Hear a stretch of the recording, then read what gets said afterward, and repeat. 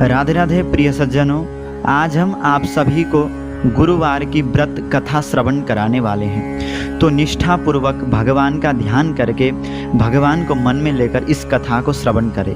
अगर आपने व्रत लिया है तब भी श्रवण करें, अगर नहीं लिया है तब भी श्रवण करें। भारतवर्ष में एक प्रतापी और दानी राजा राज्य करता था। वह नित्य गरीबों और ब्राह्मणों की सहायता करता था। यह बात उनकी रानी को अच्छी नहीं लगती थी। वह न ही गरीबों को दान देती, न ही भगवान का पूजन करती थी और राजा को भी दान देने से मना करती थी। एक दिन राजा शिकार खेलने वन को गए हुए थे, तो रानी महल में अकेली थी। उसी समय बृहस्पति देव साधु भेष में राजा के महल में भिक्षा के लिए गए और भिक्षा मांगी। रानी ने भिक्षा देने से इनकार कर दिया, मना कर दिया। कहा कि हे साधु, मैं तो दान पुण्य से तंग आ गई हूँ। मेरा पति सारा धन लुटाते रहते हैं। मेरी इच्छा है कि हमारा धन नष्ट हो जाए, फिर न रहेगा बांस, न बजेगी बांसुरी। साधु ने कहा, देवी तुम तो बड़ी विचित्र हो। धन संतान तो सभी चाहते हैं, पुत्र और लक्ष्मी तो पापी के घर में भी होने चाहिए। यदि तुम्हारे पास अधिक धन है तो भूखे को भोजन दो, प्यासे के लिए पानी दो, मुसाफिरों के लिए धर्मशालाएं खुलवा दो। जो निर्धन अपनी कुंवारी कन्याओं का विवाह नहीं कर सकते, उनका विवाह करवा दो। ऐसे और कई काम हैं जिनके करने से तुम्हारा यश लोक परलोक में फैलेगा। परंतु रानी पर उपदेश का कोई प्रभाव न पड़ा। वह बोली, महाराज आप मुझे कुछ न समझाइए। मैं ऐसा धन नहीं चाहती जो हर जगह बांटती फिरूं। साधु ने उत्तर दिया, यदि तुम्हारी ऐसी ही इच्छा है तो तथास्तु। तुम ऐसा करना कि बृहस्पतिवार को घर लीपकर पीली मिट्टी से अपना सिर धोकर स्नान करना, भट्टी ढकाकर कपड़े धोना। ऐसा करने से आपका सारा धन नष्ट हो जाएगा। इतना कहकर वह साधु महाराज वहाँ से आलोप हो गए, वहाँ से चले गए। साधु के अनुसार कई बातों को पूरा करते हुए रानी को केवल 3 बृहस्पतिवार ही बीते थे कि उसकी समस्त धन संपत्ति नष्ट हो गई। भोजन के लिए राजा का परिवार तरसने लगा। तब एक दिन राजा ने रानी से बोला कि हे रानी, तुम यहीं रहो, मैं दूसरे देश को जाता हूँ, क्योंकि यहाँ पर सभी लोग मुझे जानते हैं। इसीलिए मैं कोई छोटा कार्य नहीं कर सकता।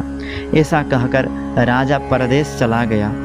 वहाँ जंगल से लकड़ी काटकर लाता था और शहर में बेचता था। इस तरह वह अपना जीवन व्यतीत करने लगा।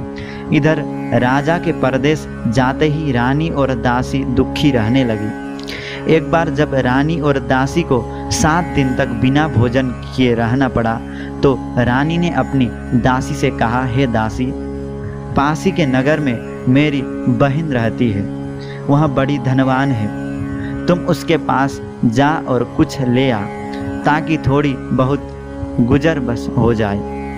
दासी रानी की बहन के पास गई। उस दिन गुरुवार था और रानी की बहन उस समय बृहस्पतिवार व्रत की कथा सुन रही थी।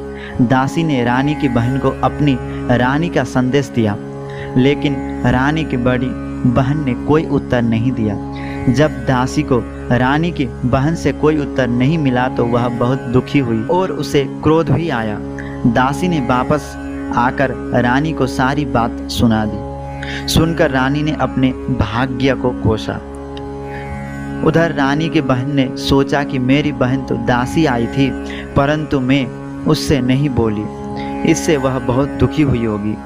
कथा सुनकर और पूजन समाप्त करके वह अपनी बहन के घर आई और कहने लगी, हे बहन, मैं बृहस्पतिवार का व्रत कर रही थी। तुम्हारी दासी मेरे घर आई थी, परंतु जब तक कथा होती है तब तक न तो उठते हैं और न ही बोलते हैं, इसीलिए मैं नहीं बोली। कहो दासी क्यों गई थी? रानी बोली, बहन तुमसे क्या छिपाऊं, हमारे घर में खाने तक को अनाज नहीं था।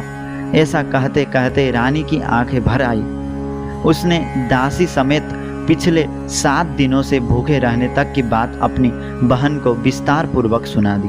रानी की बहन बोली, देखो बहन, भगवान बृहस्पति देव सबकी मनोकामना को पूर्ण करते हैं। देखो शायद तुम्हारे घर में अनाज रखा हो।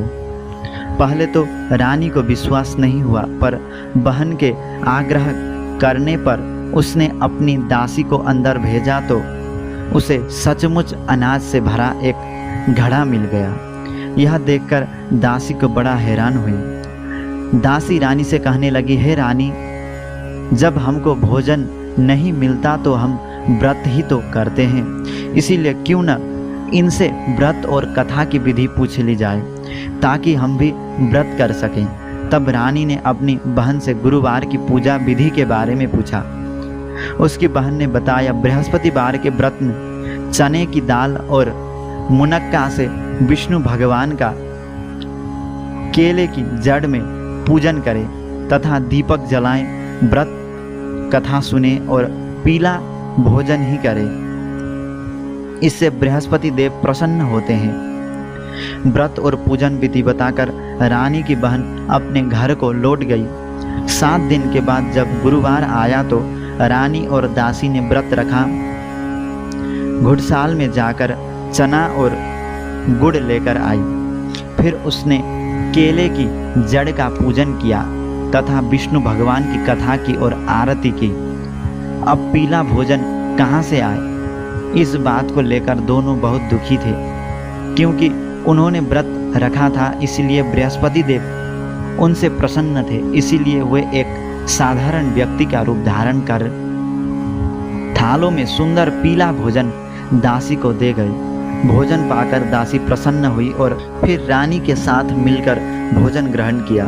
उसके बाद वे सभी गुरुवार को व्रत और पूजन करने लगे। बृहस्पति भगवान की कृपा से उनके पास फिर से धन संपत्ति आ गई, परंतु रानी फिर से पहले की तरह आलस्य करने लगी। जब दासी बोली, देखो रानी, तुम पहले भी इस प्रकार आलस्य करती थी, तुम्हें धन रखने में कष्ट होता था, इस कारण सभी धन नष्ट हो गए, और अब जब भगवान बृहस्पति की कृपा से धन मिला है तो तुम्हें फिर से आलस्य होती है। रानी को समझाते हुए दासी कहती है कि बड़ी मुसीबतों के बाद हमने यह धन पाया है, इसीलिए हमें दान पुण्य करना चाहिए, भूखे मनुष्य को भोजन कराना चाहिए और धन को शुभ कार्यों में खर्च करना चाहिए, जिससे तुम्हारे कुल का यश बढ़ेगा, स्वर्ग की प्राप्ति होगी और पितृ प्रसन्न होंगे। दासी की बात मानकर रानी अपना धन शुभ कार्यों में खर्च करने लगी,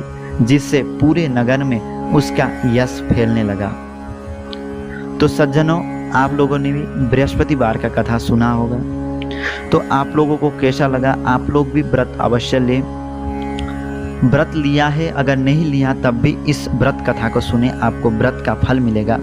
तो आज के लिए इतना ही। अगर आप लोगों को यह वीडियो पसंद आए तो वीडियो को लाइक और चैनल को सब्सक्राइब करके बेल नोटिफिकेशन को ऑन रखिएगा, क्योंकि हमारे इस चैनल पर ऐसा ही महत्वपूर्ण वीडियो अपलोड होते रहते हैं। तो आज के लिए इतना ही, फिर मिलते हैं अगली वीडियो में। तब तक के लिए राधे राधे, जय श्री कृष्ण, जय श्री राधा।